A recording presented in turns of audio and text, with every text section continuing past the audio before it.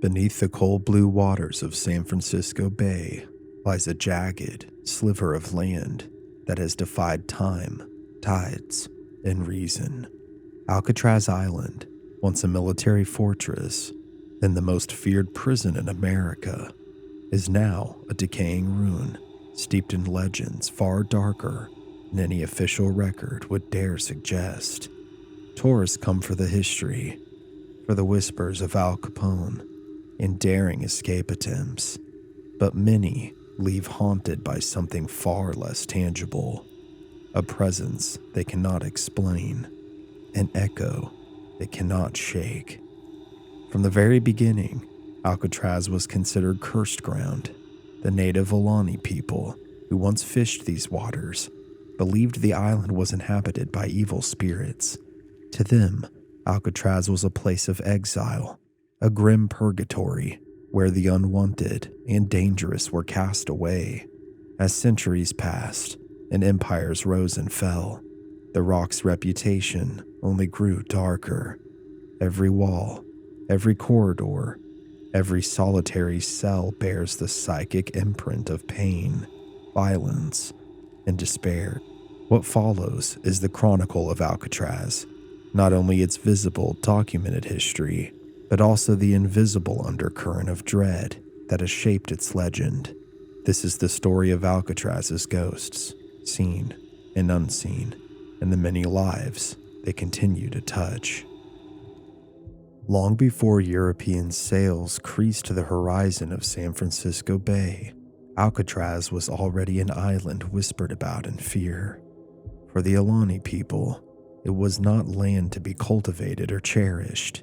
It was a place to be avoided, a forsaken outpost where the natural and the supernatural blurred.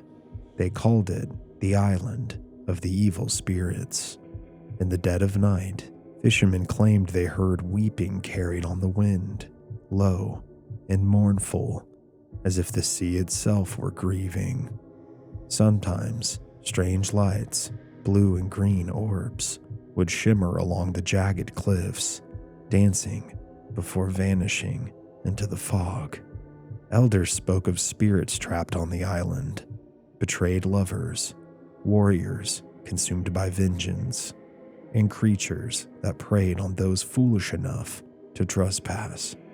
In the year 1775, the Spanish explorer Juan Manuel de Ayala steered his ship into the bay. The sky was low, the water churning with strange currents. His crew, hardened and skeptical, grew uneasy as the island came into view. When they anchored offshore, the birds that inhabited the rock took flight in a massive, shrieking swarm, as if the island itself were exhaling something foul. Captain de Ayala, in his journal, described the landmass as a gray and broken fang amidst the sea. He did not go ashore.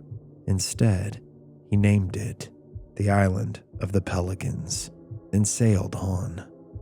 Decades passed, and the island remained largely untouched, but not forgotten.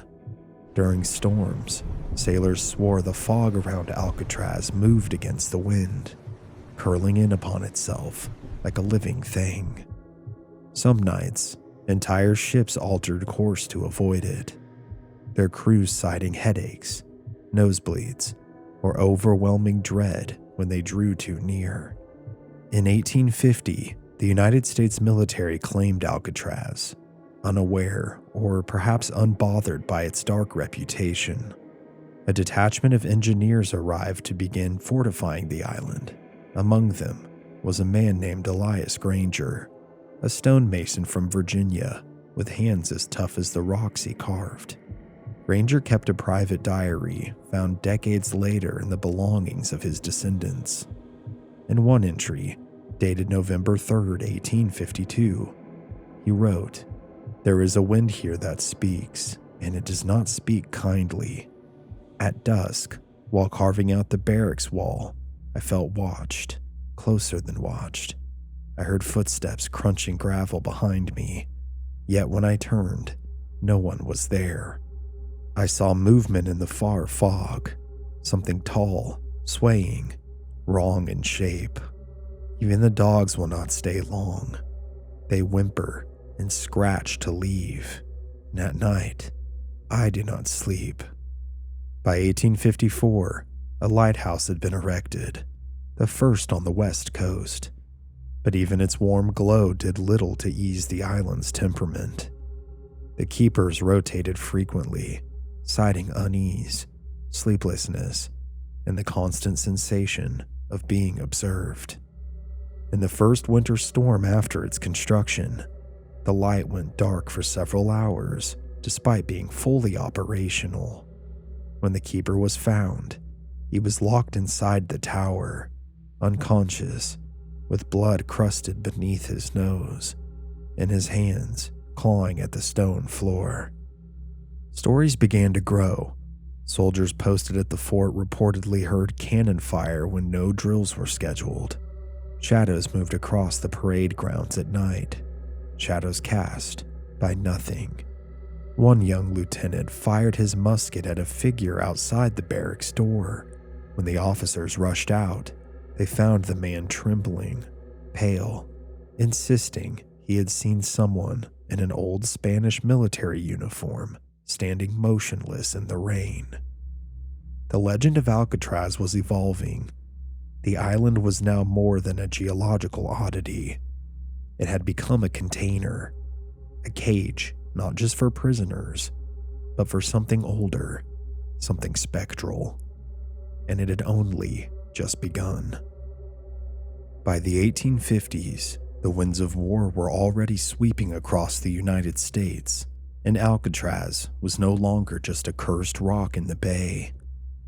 To the military strategists of Washington, it was prime real estate, an impenetrable vantage point from which to defend the growing city of San Francisco.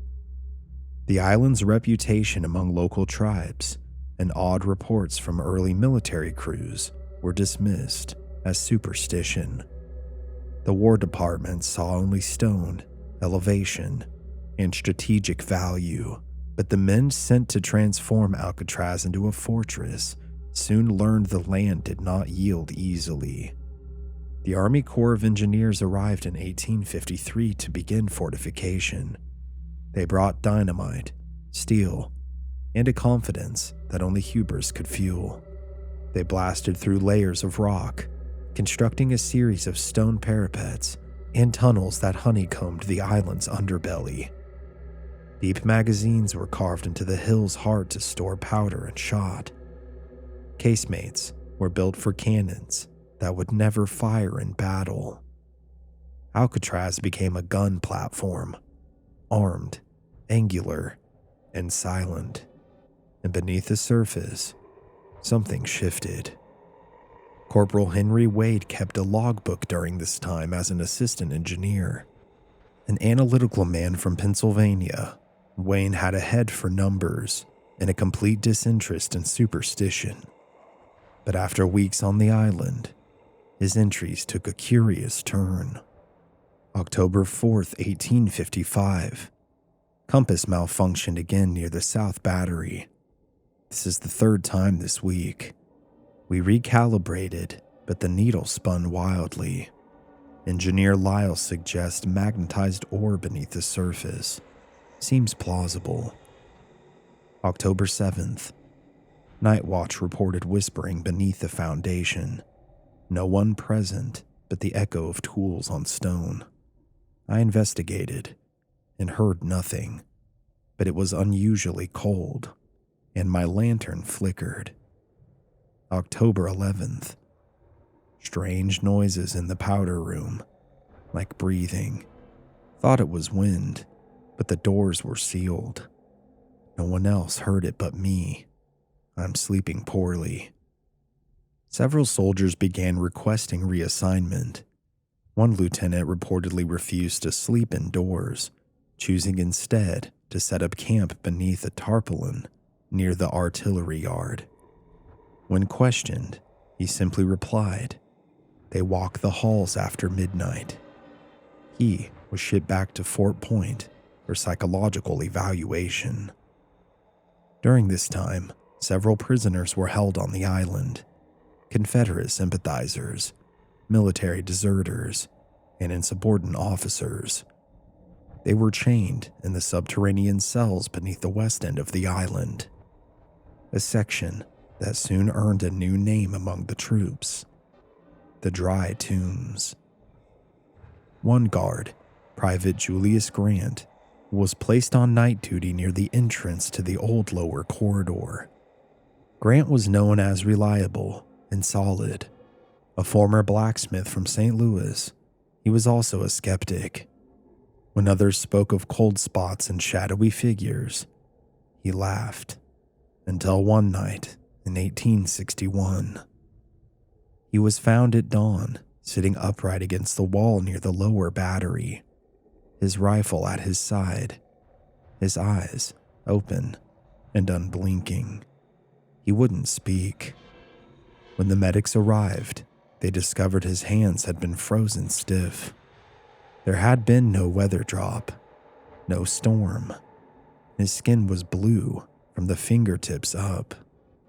Grant was removed from the island. Days later, he finally spoke, muttering a single phrase again and again. They marched right past me, but they weren't men. They weren't men. He died 3 months later in an asylum in Stockton, still repeating that very same line. Lieutenant Charles Redford, an engineer overseeing the lighthouse renovation in 1868, kept a lantern with him at all times during the winter months. The old light tower, first lit in 1854, had developed structural issues due to salt corrosion and tremors. Redford made it his personal duty to supervise nightly inspections. One evening, as he descended the tower's winding stairs, his lantern extinguished.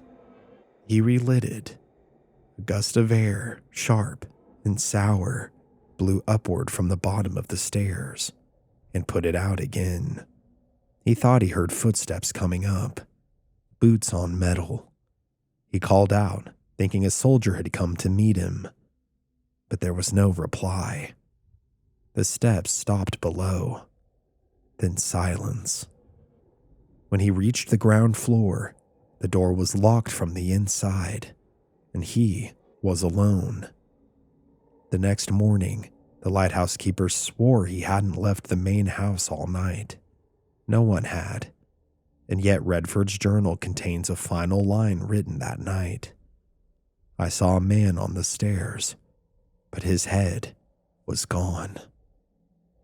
By 1870, a permanent garrison of soldiers had been stationed in the newly built barracks atop the island. The structure was wooden, warm, and considered a relief from the brutal cold of the subterranean cells. But strange occurrences didn't stop. On the first floor of the barracks, an entire wing was once evacuated after a fire broke out in an empty room. It burned hot and fast, yet nothing flammable was ever found. The walls were scorched, but there were no embers, no matches, and no fuel. Several men claimed to have heard a voice calling out from inside before the flames erupted. A low, gravelly voice saying, "This is not your home." Chaplain Daniel Mortimer, brought in from the Presidio, attempted a cleansing, though not officially sanctioned. His journal described the island as spiritually hostile.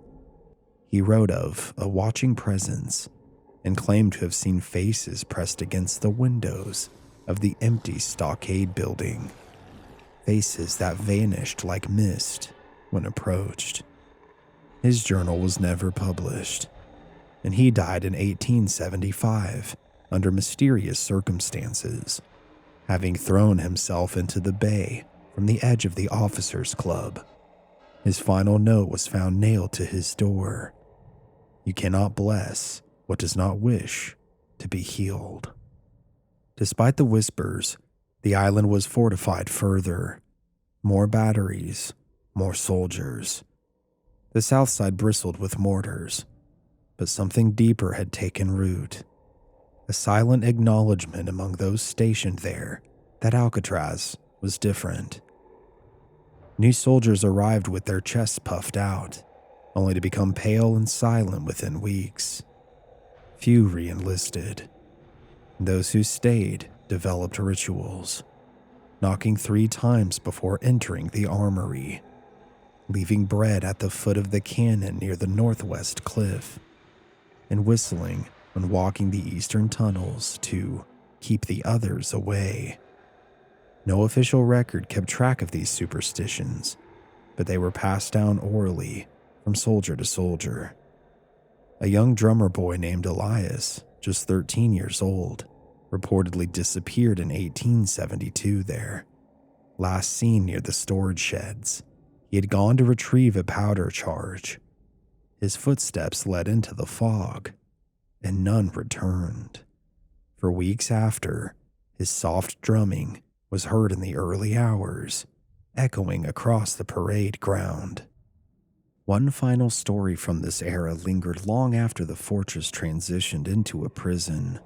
During a thunderstorm in 1878, lightning struck the southeast parapet, collapsing part of the wall and exposing a small chamber that hadn't appeared on any blueprints. Inside, soldiers found bones, human, child-sized.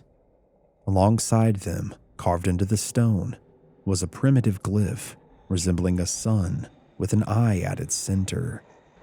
No record was made in the official army ledger, but one of the engineers, a man named Samuel Thorne, sketched the glyph in his journal and noted, "I do not believe we are the first to bury our dead here.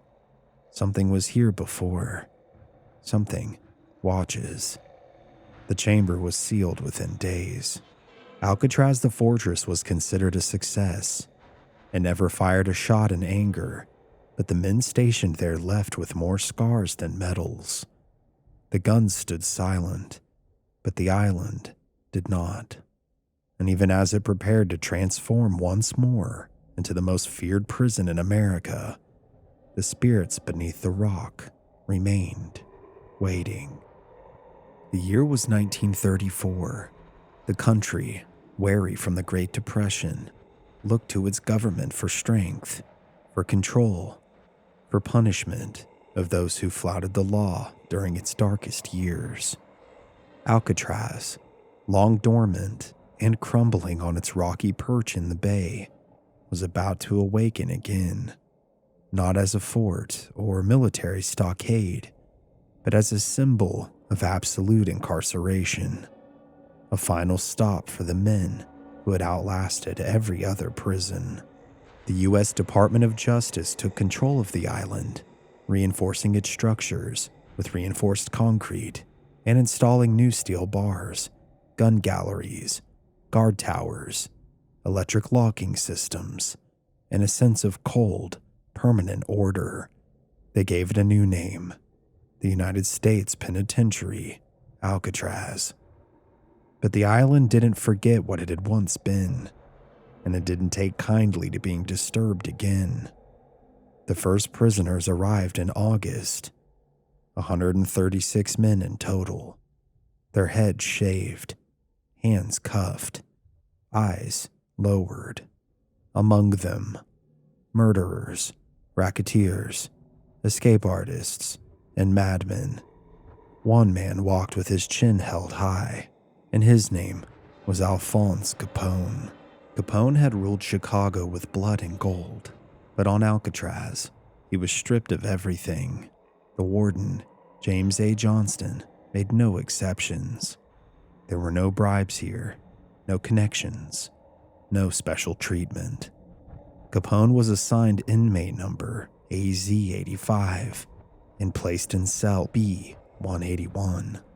At first, he seemed unbothered. He kept his composure, walked the yard, played checkers. But after only weeks, his behavior changed. He stopped sleeping. He began requesting to be kept in isolation.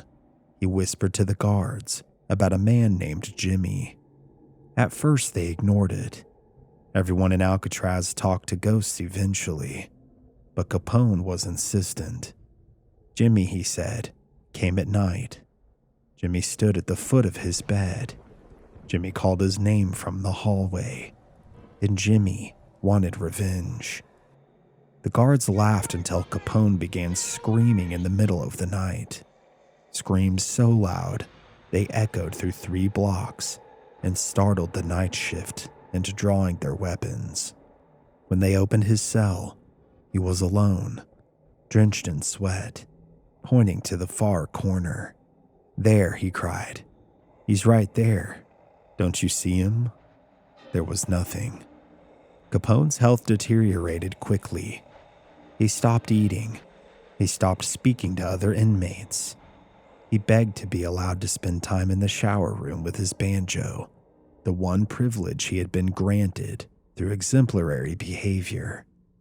He sat for hours on the cold tile floor, strumming the same slow tune. The sound echoed through the corridors, a ghostly metronome counting the days of his sanity. Some inmates swore they saw him conversing with someone in the empty room. One janitor claimed to have seen a shadowy figure standing behind Capone, watching over him as he played.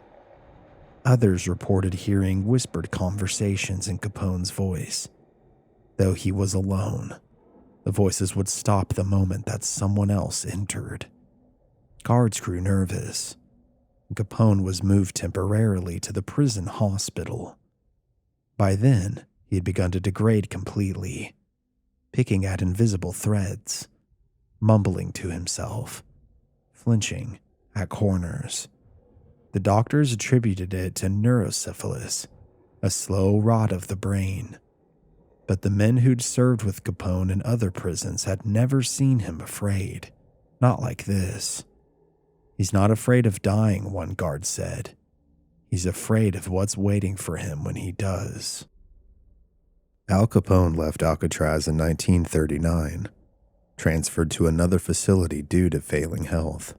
He died in 1947, but his banjo didn't leave. Years later in the 1950s, a new inmate named William Red Jensen was housed in the cell B180, directly next to Capone's old cell. On his first night, he reported hearing music, soft, low, rhythmic plucking. He asked the guard who was playing. No one, the guard said. The music had returned. Others heard it too, always at night, always when the lights were out. It drifted down the hall like a lullaby for the damned. To this day, visitors to cell block B have claimed to hear faint music, a banjo in the dark.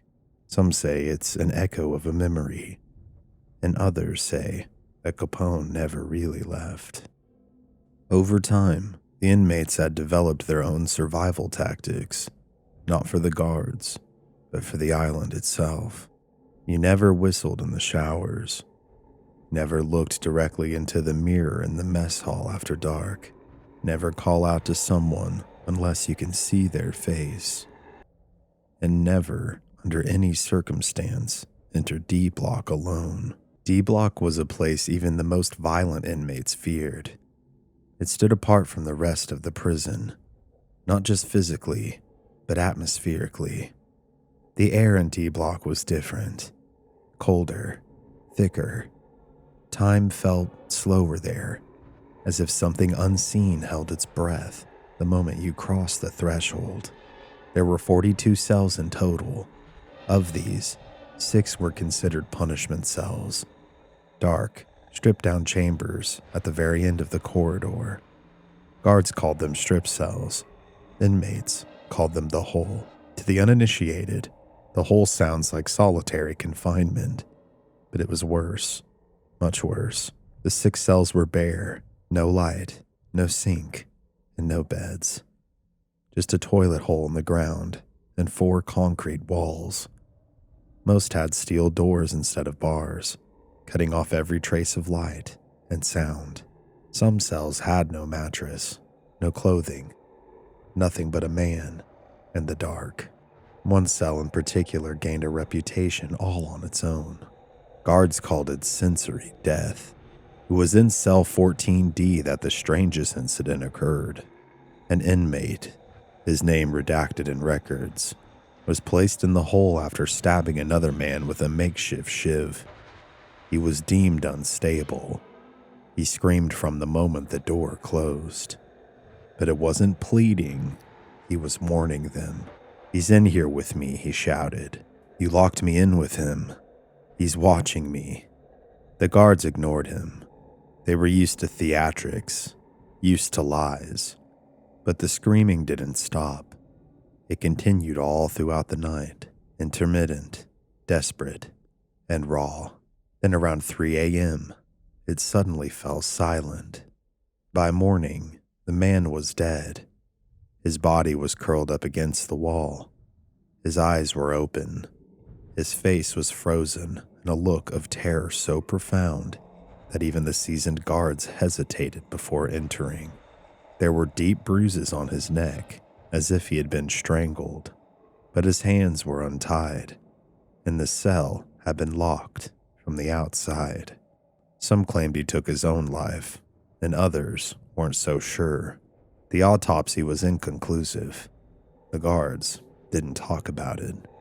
But one man, a night officer named Reynolds, later told a new recruit that there was someone else in that cell. We all felt it. It got him before we could. The guards stopped mentioning it. The warden issued a warning to keep superstitions quiet.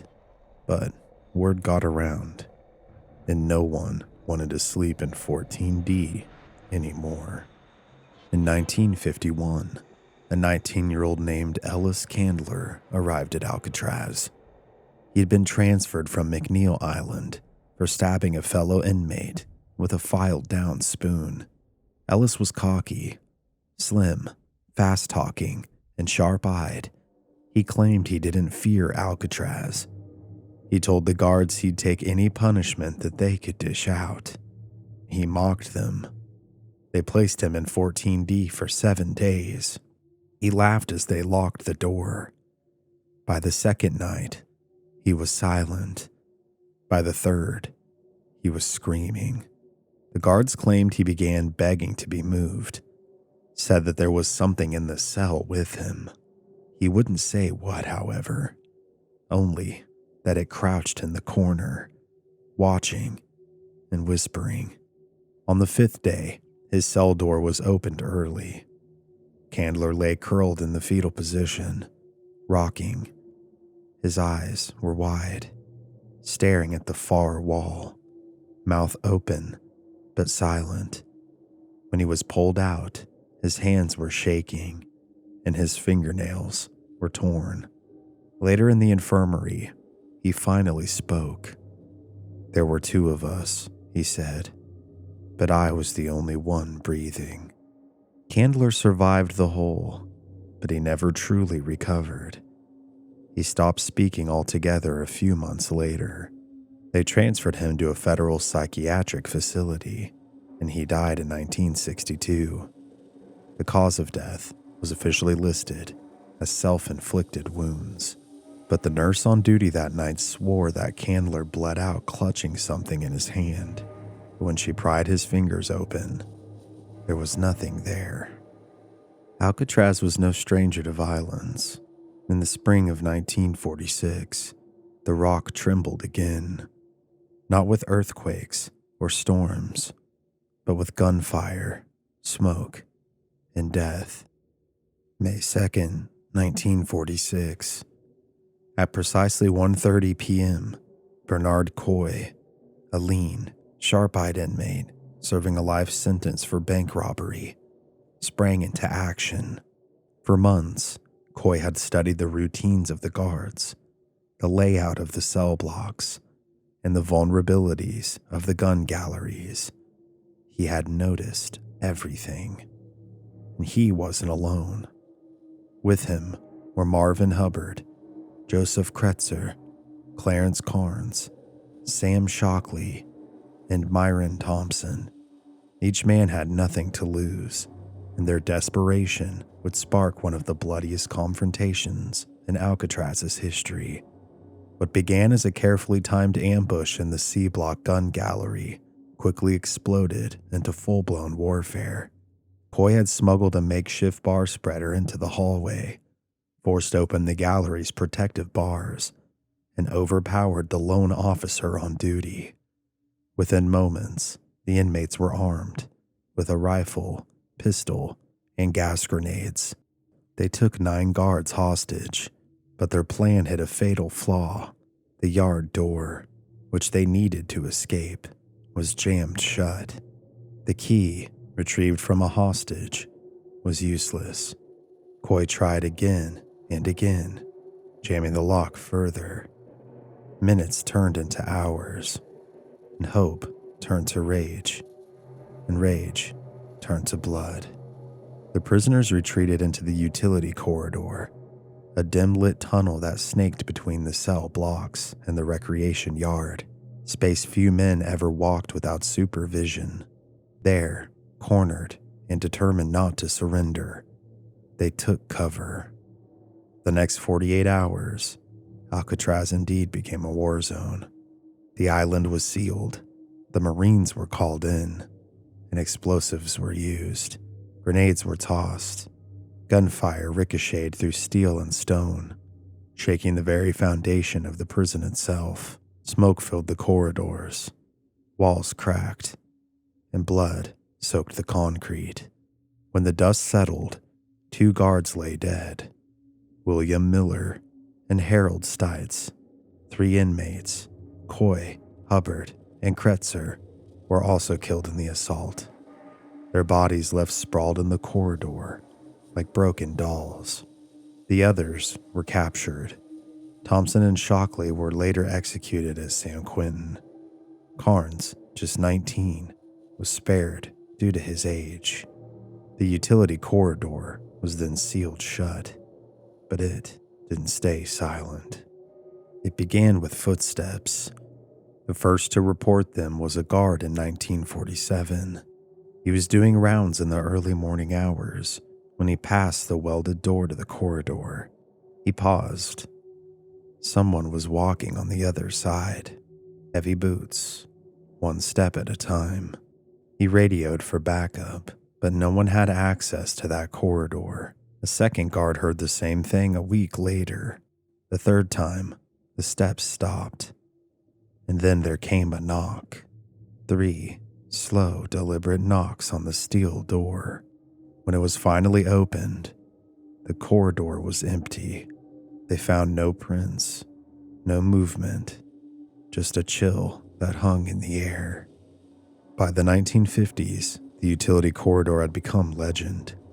No inmate knew exactly what had happened behind that door, but the whispers grew. They said Coy could still be heard whispering his plans, that Hubbard's boots echoed forever, pacing his cage, that Kretzer never stopped firing. One former inmate years later said that every time he walked near the corridor entrance, his left hand tingled, the same hand that held a weapon during a past escape attempt. He never tried to break out again. The guards called it the hot tunnel. Even the toughest refused to pass through it at night. Some said the air smelled burnt, like scorched flesh. Others reported hearing gas grenades hissing from nowhere, and one sergeant claimed to have seen a flickering figure, dressed in prison denim, his face a ruin of bullet wounds, walk through the solid wall and vanish into the corridor. He filed no report. He then took the opportunity to transfer off the island a month later. After Alcatraz was open to the public, Ranger James Lauer volunteered to document unexplained experiences. He wasn't a believer until the corridor changed his mind. He brought 2 new rangers into the prison for a routine night walk. They paused at the sealed utility door. He was telling the story of the 1946 battle when a faint tapping came from behind the steel. They laughed, and the tapping grew louder, into 3 knocks, then silence, then a slow dragging sound, as if something heavy was being pulled across the floor. One of the new rangers vomited on the spot. When they reported it to their supervisor, they were told, "Don't worry about the corridor. It's always been loud." The aftermath of the corridor events in time wouldn't be the last time that inmates tried to escape, however. On June 11th, 1962, arguably the most infamous escape attempt began at 9:30 at night. The prison was unusually still. Most of the inmates in B Block had already turned in for the night, their bodies curled on thin mattresses, their minds drifting through the drudgery of another day. But 3 cells, AZ 144, 147, and 150, were not at rest. Inside those narrow, claustrophobic spaces, something was stirring. Frank Morris, with his high IQ and sharper instincts, crouched beside his vent. The fake grill he'd crafted from cardboard and soap, painted carefully with prison-issue gray, sat removed. Behind it yawned a small, dark hole carved into decades of decay. Concrete eaten away with spoons, forks, and metal saw blades smuggled from the prison shop. He slipped through the vent into the darkness behind the cell block. There, hidden from guard view, he waited for his accomplices, John and Clarence Anglin, 2 brothers from Georgia with quiet smiles and strong hands. They had already emerged from their own cells through identical escape holes, built in tandem, inch by painstaking inch. Above them, inside the blackness of a narrow service corridor, rested their greatest hope, a makeshift raft and life vests, stitched together from over 50 stolen raincoats, carefully sealed with hot steam from cell house pipes. Everything was silent now. All that remained was the most dangerous step, getting off the island. Back in their cells, on their pillows, lay papier-mâché heads, meticulously crafted, complete with human hair gathered from the prison barbershop. By dim light, they looked real. Even the guards doing night rounds, glancing through the small barred openings, would see nothing amiss. One had a smile painted on, subtle, yet just enough to be unnerving in the dark. Later, guards would say that the heads had an odd presence to them, not quite fully lifeless. From the utility corridor, the trio climbed through a fan vent shaft. Its protective grille had been removed days earlier, and they reached the prison roof. The wind tore across the open concrete as fog licked at the eaves of the building. Lights from the mainland flickered faintly across the bay like distant stars. They crept across the rooftop and descended 50 feet down a vertical drain pipe at the north wall. From there, they made their way to the shoreline, carrying the inflated raft under the cover of darkness. At 10:30 p.m., they vanished into the cold, black water of San Francisco Bay. Morning came at about 7 a.m. The guard knocked on Morris's cell. There was no response. Another knock. Still silence. He opened the door, and the dummy head tumbled forward, cracking against the floor with a lifeless thud. Panic followed. Sirens screamed. The prison went into lockdown. Guards flooded the cell blocks, discovering the gaping holes, the tools, the rope, the duct-taped seams of a missing raft. The search began immediately. Boats combed the bay. Helicopters buzzed overhead. But no bodies were found. The FBI assumed the men had drowned in the frigid currents, but no trace, not of the bodies, bones, or raft, were ever confirmed. Some swore they saw footprints on Angel Island. Others claimed the Anglin brothers sent Christmas cards to their mother in Georgia for years after, and some said that on stormy nights, and the wind cuts across the island just right. You can hear the slap of the oars and the soft murmur of voices paddling through the fog, as if the three men are still rowing, still escaping, over and over again. Because Alcatraz never gave up its ghosts, not even the ones who got away. On March 21st, 1963, Alcatraz closed as a prison, primarily because it was too expensive to operate and maintain. The remote island location and its reliance on boat transportation for everything, including fresh water, made it significantly more costly than other federal prisons. The prison also had aging infrastructure and was considered vulnerable to potential escapes. So as the last inmates were transferred off the island, all seemed to fall silent, or at least that's what the headline said. But for those who knew it best, former guards, staff, and locals, the silence was deceptive. Alcatraz was never quiet. There were sounds that came from places that no one entered anymore. A creaking floor above an empty office, the clang of a cell door when the blocks were empty, whispers at the dock, faint and unintelligible. Tour boats passed by, their engines drowning out what might otherwise be heard. Laughter, sobbing, or something that sounded like both. Then, in November of 1969, the dead were disturbed again. On the morning of November 20th, a group of 89 Native American activists calling themselves the Indians of all tribes landed on Alcatraz under the cover of night. They cited an 1868 treaty that promised Native people unused federal land. If the government no longer needed Alcatraz, they argued, it should be returned to the people it had been taken from. The occupiers were young, passionate, and organized. Some were students, others were veterans. Many were survivors of the government's termination policies and boarding schools.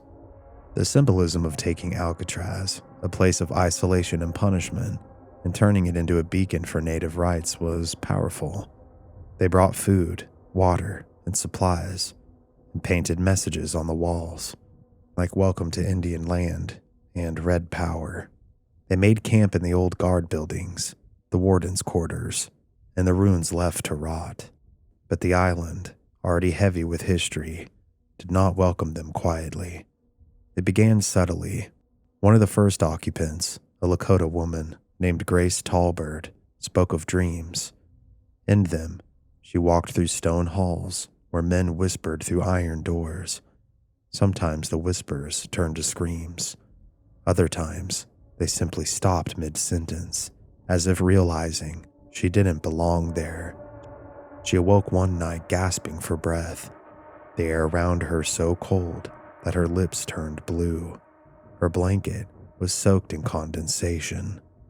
Her tent mate, Abenaki organizer Daniel Moon, had seen nothing, heard nothing, but he noticed a mark on her arm, a handprint, faint and red, pressed into her skin like frostbite. Others began to notice things too. Lights flickered in buildings without power. A baby cried in the night, but there were no children in that part of the compound.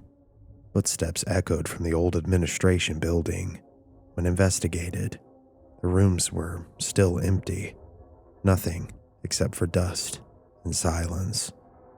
One of the most commonly reported apparitions during the occupation was known as the Lady in Blue. She was first seen by a group of 3 men walking the perimeter of the island at dusk. She stood motionless on the balcony of the burned-out warden's house, her dress tattered and fluttering in a wind that didn't exist. Her face was turned away, watching the darkening sea. When one of the men called out to her, she turned and vanished. Others saw her too. A Mohawk elder, Jacob Rainwalker, claimed the woman appeared to him in a vision during a pipe ceremony. He said she was crying, not from fear, but regret. She's not angry, he told the group. She's lonely. She wants to leave, but something holds her here. After that night, a section of the group refused to sleep near the warden's house. One man who did, however, reported the smell of perfume, old and sweet in the night. When he awoke, his tent flap had been opened from the side. In June of 1970, a fire swept through several of the old buildings, among them the warden's house and the lightkeeper's residence. Officially, no cause was ever determined, but members of the occupation claimed to see flames where none had yet sparked. The fire seemed to move against the wind, as if guided by invisible hands. Some said that they heard voices in the smoke, men shouting, not in fear, but in rage, as if reliving some past moment of violence. Later, when the ruins cooled, several occupants returned to shift through the charred remains. One young man, Thomas Graybear, age 17, discovered a scorched patch of ground where footprints had burned into the concrete, walking in a circle, and no one could explain how. That night, Graybear vanished for 5 hours. When he was found near the edge of the cliff, his feet were bare and blistered, and he had no memory of leaving the camp. Following several other disturbances, some of the elders began performing ceremonies of protection after repeated disturbances. They drummed, they prayed, and they sang, and the air would clear afterward, but only for a short time. One night, as they performed a mourning song for those lost to violence, male voices, low and dissonant, could be heard coming from the walls of the old prison. A tape recorder was running. When played back, the drum beats were clear. Then beneath them, a second rhythm, one that was uneven, like chains dragging. Then a single word. Leave, it said. By June 1971, federal agents ended the occupation. The remaining 15 people were removed quietly. No one was arrested, and the buildings were left in ruin. But those who had stayed the longest, those who had endured the island's darkness, spoke little of what they had felt. Not in public, at least, but among themselves they agreed. The island was not empty. It was layered. Time didn't move forward on Alcatraz. It coiled. The prisoners who died there, the guards who feared the night, the young who came with dreams of resistance, all walked the same paths, sometimes overlapping, sometimes brushing against each other like smoke. And somewhere deep below the cell house, the bones of the very first prisoners, those buried before records, before walls, shifted in the stone. Even now, visitors speak of an oppressive weight upon the island, a grief that lives in the cracks, a sorrow that hums in the wind. The spirits stirred in 1969 because they were not done, not with Alcatraz, and not with us. Alcatraz may have closed its cell doors in 1963, but the island never stopped holding people. Only now, it holds them differently. Over 1 million visitors cross the waters each year, drawn by the myths, the stories, and the thrill of standing where the worst of the worst once stood. They come for the history, but many leave with something else. A feeling, a sound, a shadow. Because Alcatraz is more than a monument, it is alive in the way a wound is alive. Tender, deep, and always just on the edge of opening again. In 1973, the National Park Service opened Alcatraz to the public. What they expected was tourism. What they got was a new chapter in the legend, a flood of paranormal reports, from guests, staff, and skeptics alike. Ranger Marla Easton was one of the first to lead night tours. Her very first group never made it past the second corridor. We were walking past the main entrance to D Block, she recalled. The air turned cold, freezing, and we heard footsteps behind us, heavy and deliberate. I turned, and there was no one. But the entire group stopped. They had heard it too. One woman burst into tears. I didn't say anything. I couldn't. I was afraid of acknowledging it. I was afraid it would follow us. This would be the first of many incidents. In the 1980s, as paranormal research gained popularity, Alcatraz became a hotspot for investigators armed with the latest in ghost hunting tech, EMF meters, infrared cameras, and audio recorders. One of the earliest recordings came from an independent researcher named Gordon Lang. He was standing outside cell 14D, recorder in hand, asking simple questions into the darkness. The playback revealed nothing at first, then faintly, a whisper. From that, Lang was hooked. Over several months, he and others captured dozens of unexplained sounds, clanging chains, male voices crying out in pain, murmured prayers in languages that no one could identify. And the most chilling came in 1986. During a recording in the prison hospital, Lang asked, "What happened to you?" The response, barely audible, was, "They took my face." The legend of Capone's banjo had never left either. Even after his transfer in 1939, even after his death in 1947, inmates whispered that the notes still echoed at night. But now tourists began hearing it too. In 1992, a group touring Cell Block B paused near Cell 181, Capone's old cell. As the group gathered around the guide, a few stragglers near the back began to hush the others. "Do you hear that?" one asked. A slow, unmistakable tune plucked out on a banjo. The group then fell silent. The guide smiled, assuming someone had brought a portable speaker, but no one had. No one in the group was carrying anything. The sound came from Capone's cell, and it faded after about 30 seconds. Needless to say, no one slept that night. The Park Service received 7 independent reports that evening, each describing the same melody.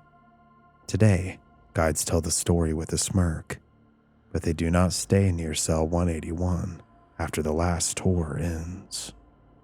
There are many other places that have garnered a haunted reputation within Alcatraz that are certainly worth mentioning.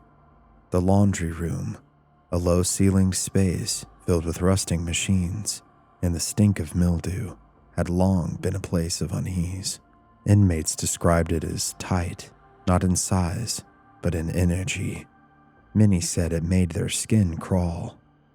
In the 1940s, Abi, the butcher, Maldovitz, a suspected hitman from Murder, Inc., was stabbed to death in that very room. In 2002, a paranormal team filmed a documentary segment in the laundry room. Their psychic, Marianne Cross, had not been told anything about the island's history. She entered the room and immediately turned pale. "There's a tall man here," she said. "He has a shaved head, eyes like knives, and he's angry. He was killed here. He was waiting for someone, but he doesn't know who." Former inmate Leon Whitey Thompson, who had been incarcerated during the butcher's death, was with the crew, and he stood stunned. "She just described him exactly," he said. "That was the butcher." The psychic refused to re-enter the laundry room. Today, motion sensors near the laundry frequently trigger alarms after hours, though there is no heat, no movement, and no reason. The warden's residence, gutted by fire during the Native American occupation, remains a charred shell perched high above the cell house, but it isn't empty. Multiple rangers have reported seeing a woman in a long blue dress standing in the window of the top floor, always at night, and always still.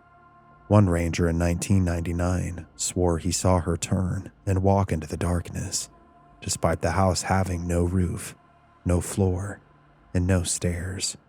Tourists who photographed the balcony have found a figure in blue standing among the shadows, her face blank and her hands folded. Some say she is the warden's wife. Others believe she is something older, something that was there before the prison ever opened. Certain places on Alcatraz behave differently. Cell 14D remains unnaturally cold, up to 20 degrees lower than the surrounding block, even in the summer.